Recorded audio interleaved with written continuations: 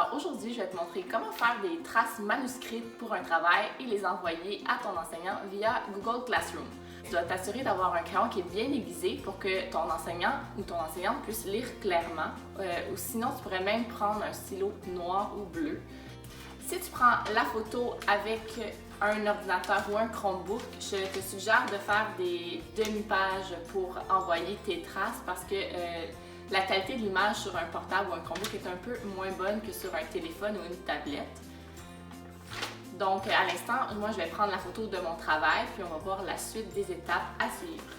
Alors maintenant, j'ai terminé mon travail manuscrit que je veux envoyer à mon enseignant. Donc je m'installe sur une table, je mets le travail bien à plat et j'ouvre ma caméra sur un téléphone. Si tu n'as pas de téléphone, tu peux emprunter le téléphone de tes parents. Ça fonctionne aussi très bien avec une tablette. Donc, je m'assure d'avoir un cadrage qui est droit le plus possible. Donc voilà, ma photo est prise. Donc maintenant, je vais te montrer quoi faire pour la prochaine étape. Si tu as pris la photo avec un téléphone ou une tablette, tu peux t'amuser avec les paramètres de la photo. Donc, tu peux changer le cadrage, la luminosité et le contraste pour aider ton enseignant à bien voir ce que tu as écrit.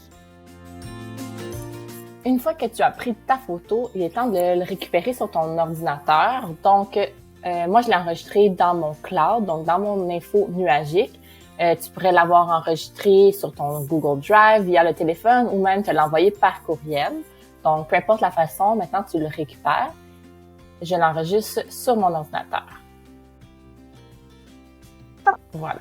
Alors, maintenant que c'est fait, je me rends sur mon cours Classroom pour ouvrir le devoir. Donc, en cas, c'était un devoir de mathématiques. Donc, j'ai affiché le devoir. Maintenant, il y a deux façons qui s'offrent à toi pour transférer tes photos. Si tu as seulement une ou deux photos, là, tu pourrais venir les ajouter de la première façon, qui est la plus simple. Donc, directement dans le travail. Donc, tu viens récupérer la photo dans tes fichiers. Si elle était dans ton Google Drive, là, tu pourrais même l'insérer directement ici. Donc, fichier et importer.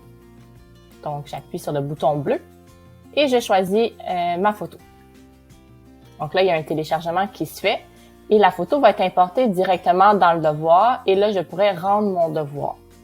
Par contre, ça se complique surtout pour ton enseignant si tu as plusieurs photos. Donc, si c'était plusieurs pages d'exercice, là, les photos vont se mettre à être dans le désordre un peu puis ça va être mélangeant pour ton enseignant. Donc, on veut que notre enseignant comprenne bien notre travail. Donc, la solution pour ça, c'est de venir créer un slide, donc une présentation dans laquelle tu vas importer toutes tes photos.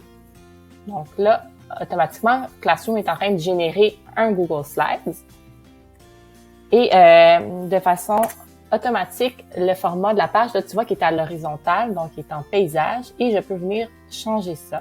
Donc, dans Fichier, tu vas venir dans, on descend un peu, Configuration de la page. Et là, je peux personnaliser. Donc, si je personnalise en pouces, là, habituellement, une feuille, c'est 8,5 par 11, hein, les feuilles lignées. Donc là, tu vois, ça, c'est le format d'une feuille lignée. Donc, si tu as pris les photos vraiment de tes feuilles, là, tu vas pouvoir venir les déposer. Donc, moi, j'avais laissé un peu de blanc, là, j'avais renié ma photo. Donc, il va y avoir du blanc en bas de la page, mais ça, c'est pas grave. Donc, j'appuie sur l'icône photo pour venir insérer une image. Je pourrais aussi venir dans Insertion et Images pour le faire. Donc, je viens téléverser à partir de mon ordinateur. Encore une fois, si tu étais avec un Google Disc, tu peux venir le chercher directement ici.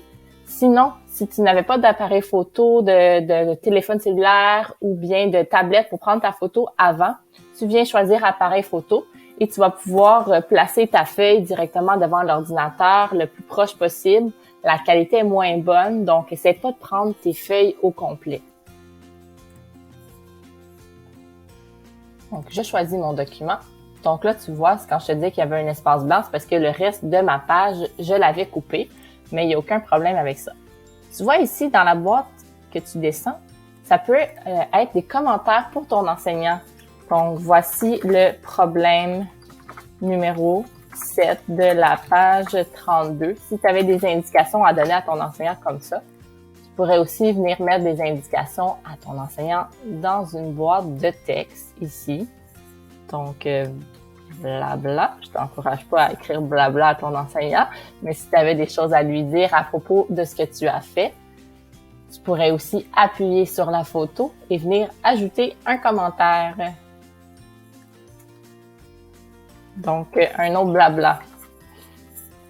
Donc, ça, ce serait un commentaire que tu voulais dire à ton enseignant. Donc, je ne suis pas sûre d'avoir compris la deuxième partie. Si tu avais des choses à lui dire, tu pourrais les indiquer. Comme ça, ton enseignant va les voir. Donc, ça, c'est les 3 façons de d'avoir une communication avec ton enseignant à même le Google Slides, qui peut être intéressant. Donc, tu peux t'ajouter des nouvelles pages. Donc, si tu avais plusieurs numéros, plusieurs problèmes, plusieurs pages à faire, tu viens t'ajouter des pages vides et tu viens faire la même chose en t'ajoutant des photos. Une fois que tu as terminé, tu n'as pas enregistré, ça s'enregistre automatiquement.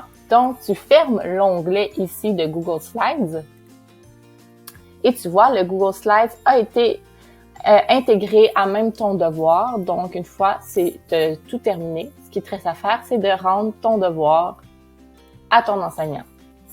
Donc, je te souhaite bonne chance dans tes travaux.